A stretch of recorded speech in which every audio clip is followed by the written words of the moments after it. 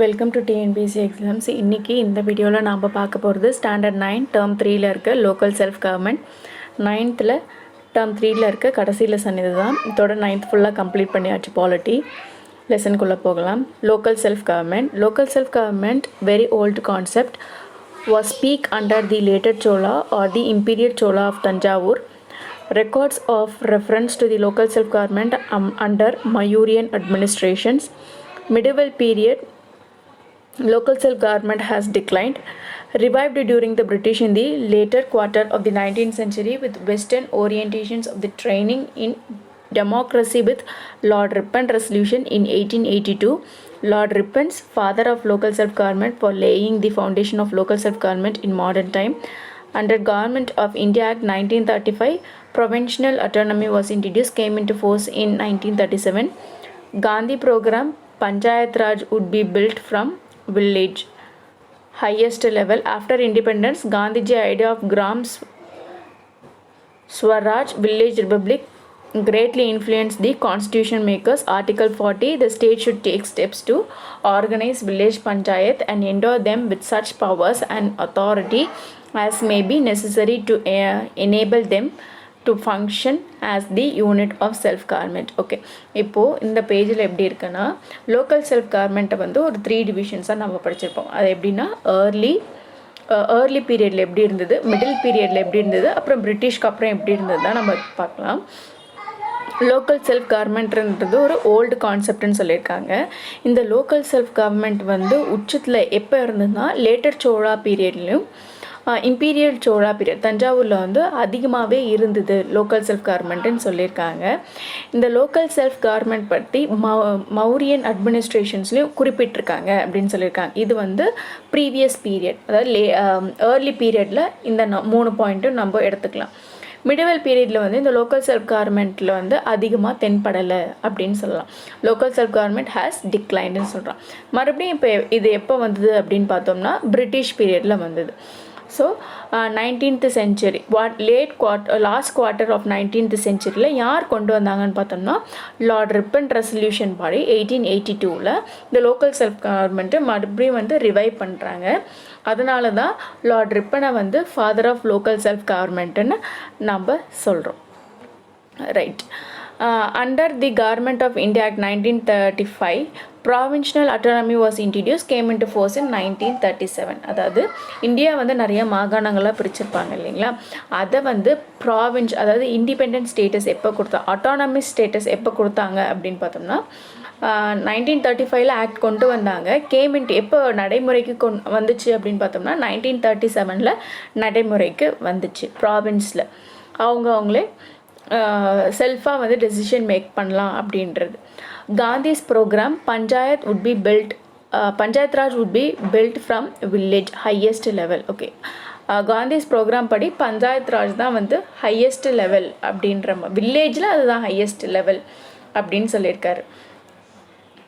After independence, Gandhiji idea of Gram Swaraj, village republic, greatly influenced the constitution maker. Okay, இண்டிபெண்டன்ஸ்க்கு அப்புறம் காந்திஜியோட idea வந்து அதிகமாக constitutional மேக்கருக்கு வந்து ஒரு ஐடியாவாக இருந்தது, ஒரு கிரேட் இன்ஃப்ளூயன்ஸாக இருந்தது அப்படின்னு சொல்லியிருக்காங்க. அதன்படி ஆர்டிகல் 40 என்ன சொல்லுதுன்னா, the state should take steps to organize village panchayat and endow them with such powers and authority as may be necessary to enable them to function as the unit of self government. இது வந்து article 40. இது வந்து Gandhian பிரின்சிபலில் வரும், டிபிஎஸ்பியில்.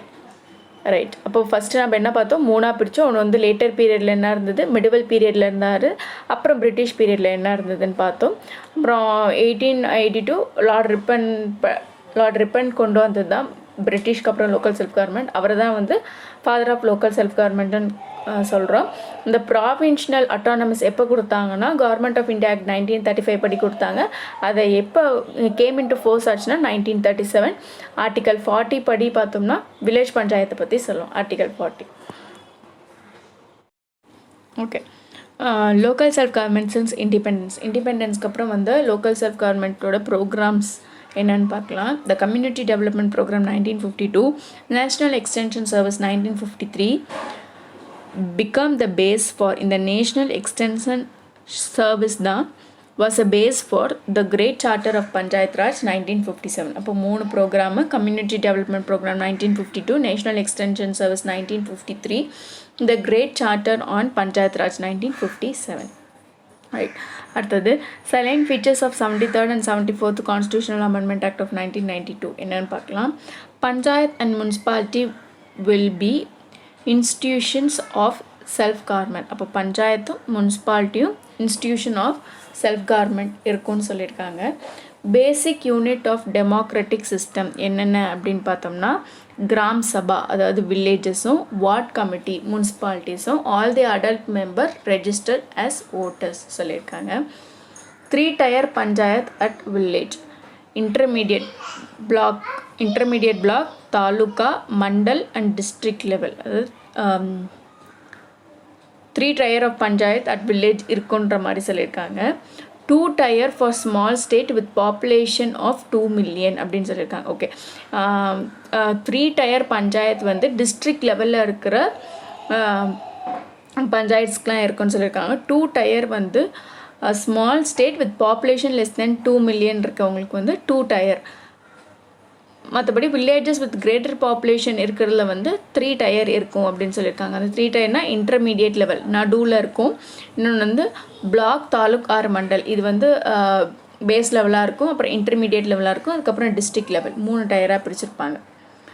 Reservation of seats, அப்போ seats வந்து allocate பண்ணுறாங்க. யார் யாருக்குன்னு பார்த்தோம்னா SC ST on the basis of population. அதில் வந்து 1/3 வந்து விமனுக்கு, 1/3 ஃபார் SC and ST, 1/3 வந்து office of chairperson at all levels reserve for விமன்னு சொல்லியிருக்காங்க. இதோட டேர்ம் ஆஃபீஸ் வந்து 5 years. Is dissolve must conduct re-election within 6 months. Okay, இப்போ இவங்களோட டேர்ம் ஆஃபீஸ் இந்த பஞ்சாயத் ராஜ்க்கும் முனிசிபாலிட்டிக்கும் மெம்பர்ஸ் எலெக்ட் பண்ணுறாங்கன்னா அவங்களோட டேர்ம் ஆஃபீஸ் வந்து 5 years இருக்கும். இஃப் ஏதோ ஒரு இதில் வந்து அந்த பஞ்சாயத்தோ இல்லை முனிசிபாலிட்டி கலைஞ்சிடுச்சுன்னா வித்தின் 6 months வந்து ரீஎலெக்ஷன் அவங்க நடத்தணும்னு சொல்லியிருக்காங்க. லோக்கல் செல்ஃப் கவர்மெண்ட்டுக்கு ஒரு சில கமிட்டிஸ்லாம் அப்பாயிண்ட் பண்ணியிருப்பாங்க. அந்த கமிட்டிஸ் வந்து என்னென்ன ரெக்கமெண்ட் பண்ணுறாங்கன்றது வந்து பார்க்கலாம்.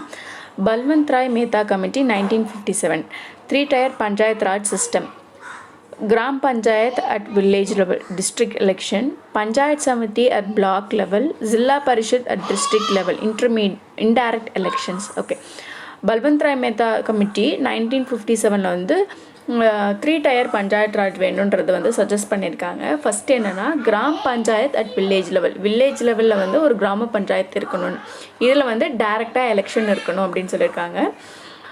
பஞ்சாயத் சமிதி அட் பிளாக் லெவலில் வந்து பஞ்சாயத் சமிட்டியும், ஜில்லா பரிஷத் அட் டிஸ்ட்ரிக்ட் லெவலில் வந்து ஜில்லா பரிஷத் இருக்கணும், அங்கே வந்து இன்டைரக்ட் எலெக்ஷன் இருக்கணும் அப்படின்ற மாதிரி சஜஸ்ட் பண்ணியிருக்காங்க. அடுத்த கமிட்டி பார்த்தோம்னா அசோக் மேத்தா கமிட்டி 1977 to 1978. இவங்க சஜஸ்ட் பண்ணது வந்து 2 tier system and political parties should participate at all levels in the election சொல்லியிருக்காங்க. அசோக் மேத்தா கமிட்டி வந்து ரெக்கமெண்ட் பண்ணது வந்து 2 tier சிஸ்டம், பொலிட்டிக்கல் பார்ட்டிஸ்லும் இது வந்து இன்வால்வ் ஆகணும் அப்படின்னு சொல்லியிருக்காங்க. GVK Rao Committee 1985, appointed by Planning Commission 1985. Okay, இந்த GVK Rao Committeeன்றது வந்து பிளானிங் கமிஷனால் அப்பாயிண்ட் செய்யப்பட்டது. எப்போனா 1985.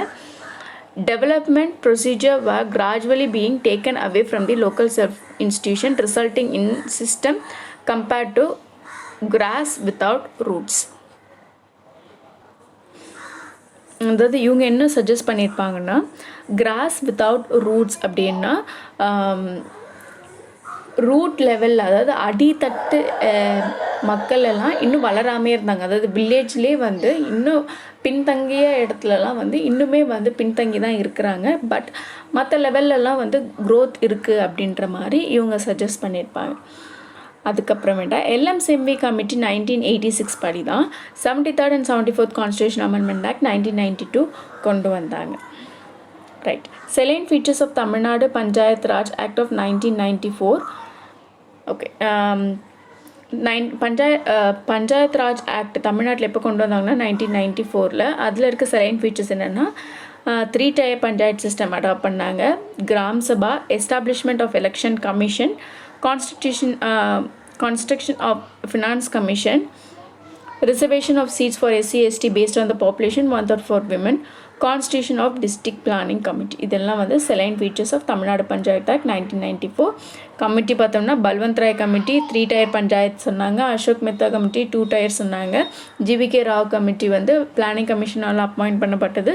தேர் was a growth in local self government but grass ரூட்டில் ஒன்றும் இல்லை அப்படின்ற மாதிரி சொல்லியிருக்காங்க. லோக்கல்ஸ் எல்எம் சிங்வி கமிட்டி படி தான் 73rd and 74th constitution amendment act கொண்டு வரப்பட்டது. ஓகே, இப்போ நம்ம பார்க்க போகிறது வந்து பஞ்சாயத் யூனியன். அதில் வந்து 3 tiers பிரிச்சிருக்காங்க. ஒன்று வந்து village panchayat, panchayat union, district panchayat.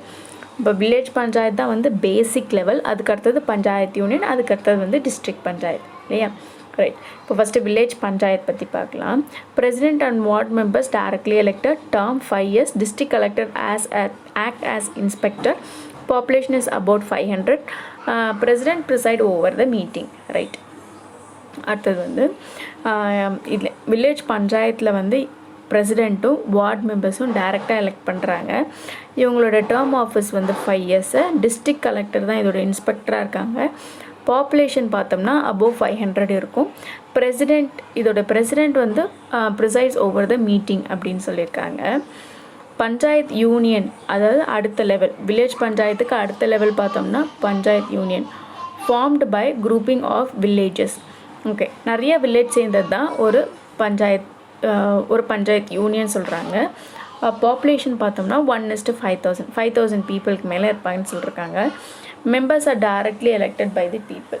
அப்போது இதோட மெம்பர்ஸ் வந்து பீப்புளால் டைரெக்டாக எலெக்ட் பண்ணப்படுறாங்க. Chairman of the panchayat union is chosen from among themself. Okay, இதோடைய சேர்மன் வந்து அவங்களிருந்து ஒருத்தவங்களே வந்து தேர்வு செய்யப்படுறாங்கன்னு சொல்கிறாங்க.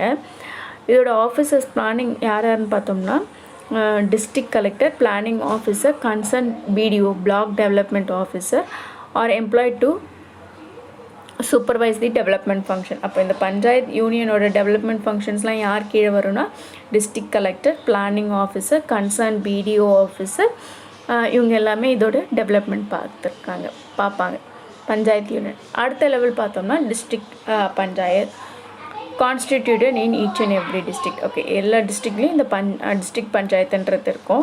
1 district panchayat is constituted for every 50,000 people. அப்போ எல்லா 50,000 பீப்புளுக்கும் ஒரு டிஸ்ட்ரிக்ட் பஞ்சாயத் இருக்கும். வார்ட் மெம்பர்ஸை வந்து டைரெக்டாக எலெக்ட் பண்ணுறாங்க. Chairman is elected one among themself. அதுலேருந்து ஒரு சேர்பர்சன் எலெக்ட் பண்ணிப்பாங்க. டேர்ம் ஆஃபீஸ் வந்து பார்த்தோம்னா 5 years. ரைட், இப்போது இந்த பஞ்சாயத்து யூனியனில் வந்து கடைசி பாயிண்ட் பார்த்தோம் இல்லையா, president presides over the meeting அப்படின்னு. இப்போ இந்த மீட்டிங்லாம் எப்பப்போ நடக்கும் அப்படின்னு பார்த்தோம்னா 26th January republic day, May 1 labour day, August 15 independence day, October 2 Gandhi Jayanti. அப்போ இந்த மீட்டிங் நடக்கும். கிராம் ஸ்வராஜ்ன்றது வந்து self government of the people அப்படின்னு காந்தி சொல்லியிருக்காரு. Gandhi wanted Swaraj, the self-rule of the people.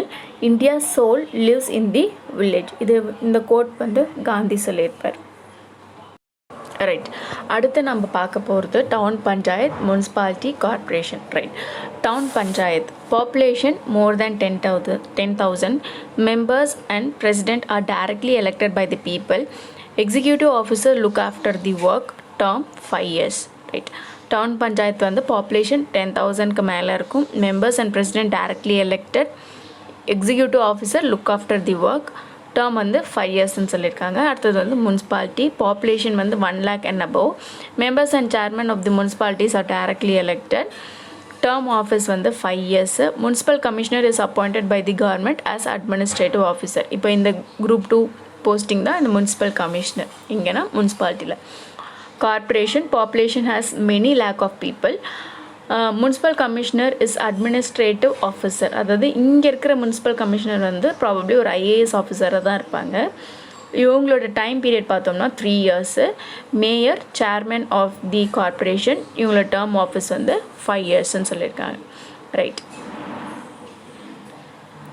அடுத்தது box information. 15 corporations in Tamil Nadu என்னென்ன அதில்னு பார்க்கலாம்.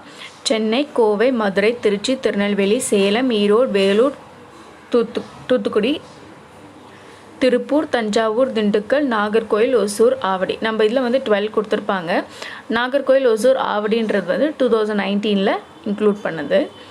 State election commission conduct the election to the local self government. Okay, அப்போ லோக்கல் செல்ஃப் கவர்மெண்ட்க்கு எலெக்ஷன் கண்டக்ட் பண்ணுறது யாருன்னா state election commission தான். நம்ம ஸ்டேட்டில் நடக்கிற சிஎம் எலெக்ஷன் கண்டக்ட் பண்ணுறது யாருன்னா அது central election commission. Pipe water supply scheme in Erode municipality by E.V. Ramasamy, chairperson of Erode municipality 1917. First pipe water supply scheme 1919. Periyar in history of Indian municipal administration. Right. Okay. Pipe water supply scheme Erode municipality யார் கொண்டு வந்தது பார்த்தோம்னா பெரியார் தான், E.V. Ramasamy. அப்போ வந்து அவர் சேர்பர்சனாக இருந்தார் 1917. First pipe water supply scheme 1919 யார் கொண்டு வந்தான்னு பார்த்தோம்னா பெரியார் தான் கொண்டு வந்தார். அடுத்து ஊடந்துறை பஞ்சாயத்து பற்றி பார்க்கலாம். இந்த பஞ்சாயத்து வந்து ஹட்லெஸ் வில்லேஜ், குடிசையே இல்லைன்னு சொல்கிறாங்க. சோலார் பேஸ்டு ஸ்ட்ரீட் லைட்ஸ் எல்லாமே வந்து சோலார் எனர்ஜி வாங்கி கொடுக்குற ஸ்ட்ரீட் லைட் தான். Small wind terrain 7.5 lakh unit of electricity in a year, needed 2.5 units, remaining power is sold to Tangentco, income rupees 20 lakh per year, biogas system. Right, இது வந்து ஹட்லெஸ் வில்லேஜ்னு சொல்கிறாங்க. Solar லைட்டில் தான் வந்து street lights எல்லாமே இருக்குதுன்னு சொல்கிறாங்க. ஸ்மால் விண்ட் டெரெயின் இருக்குதுன்னு சொல்கிறாங்க. இதில் வந்து 7.5 lakh unit of electricity produce ஆகுது. ஆனால் அவங்களுக்கு தேவைப்படுறது வந்து 2.5 lakh யூனிட் தான். ரிமைனிங் வந்து கவர்மெண்ட், அதாவது டான்ஜெட்கோக்கே கொடுத்துட்றாங்க. அதுலேருந்து வர இன்கம் பார்த்தோம்னா 20 lakh per year. அப்புறம் பயோகேஸ் சிஸ்டமும் இருக்குது அப்படின்னு சொல்லியிருக்கு. ரைட், அப்போது இதோட வந்து நம்ம 9th இருக்க பாலிட்டி லெசன்ஸ் எல்லாமே கம்ப்ளீட் ஆகிடுச்சு. அடுத்த வீடியோவில் அடுத்த லெசன் பார்க்கலாம். தேங்க்யூ.